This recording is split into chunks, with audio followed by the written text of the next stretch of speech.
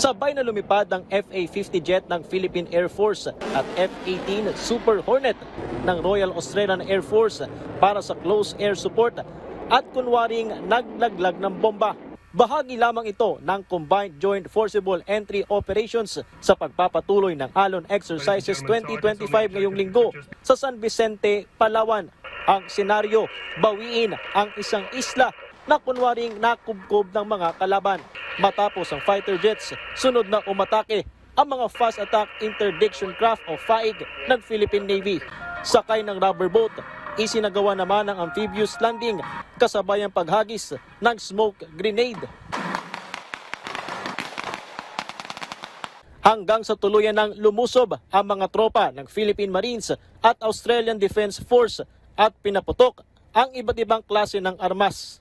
Matagumpay nilang napasok ang isang gusali na nagsilbing target sa pagsasanay. Isa pang senaryo na ipinakita sa pagsasanay ang airfield seizure kasama ang mga tropa mula sa US Marines, tampok ang kanilang Osprey aircraft. Personal itong sinaksihan ni na Defense Secretary Gibo Teodoro, Australian Deputy Prime Minister at Defense Minister Richard Marles, AFP Chief of Staff General Romeo Browner Jr. at iba pang opisyal mula sa AFP, Australia at mga bansang nagsilbing observer.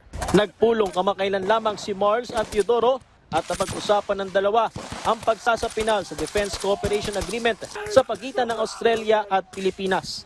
Layo nitong dagdagan pa ang military at security cooperation ng dalawang bansa.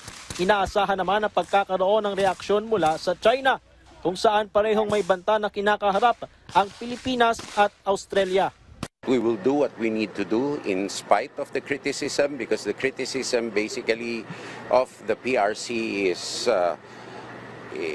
really paranoia, and it is a propaganda line.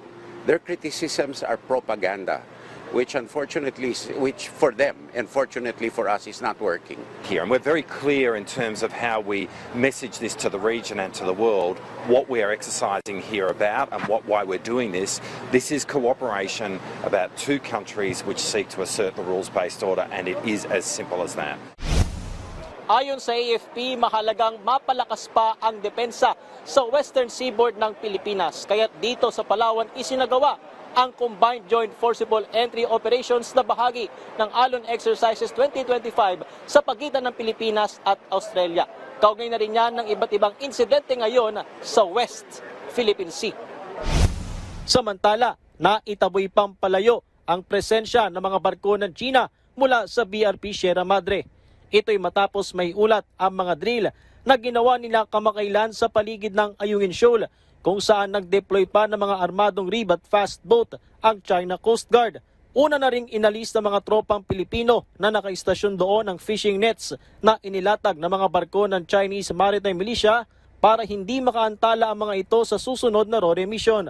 Nandun pa rin sila sa paligid ng Ayungin Shoal. They are now they have a constant presence in that area. Pero malayo naman, no? Malayo. At least we were successful in pushing them outward. Parati kong sinasabi sa ating mga tropa, it is our right to do the resupply mission dahil karapatan natin na suportahan yung mga tropa natin sa BRP Sierra Madre.